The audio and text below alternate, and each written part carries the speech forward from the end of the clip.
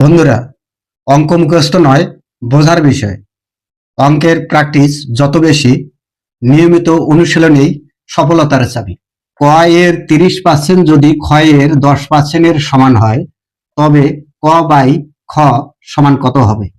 এখানে দেখেন ক এর কত পার্সেন্ট দেওয়া আছে? 30% দেওয়া আছে, আমরা এই 30% লিখলাম। খ এর কত পার্সেন্ট দেওয়া আছে? 10% দেওয়া আছে।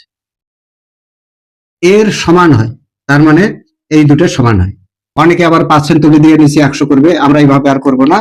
আমরা সরাসরি এই পাশের পার্সেন্ট আর এই পাশের পার্সেন্ট আমরা কাটা দেবো, তারপরে হলো এই শূন্য আর এই শূন্য কাটা দেবো।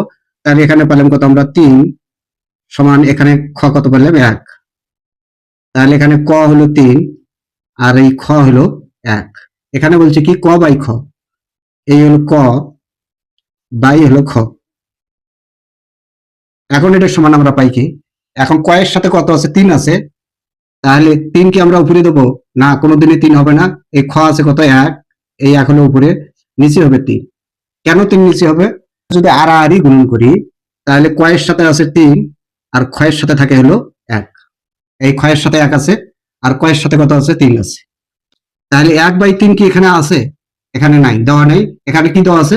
অনুপাত ব্যবহার করা আছে। তাহলে এখান থেকে আমরা অনুপাত পাবো না। এই ক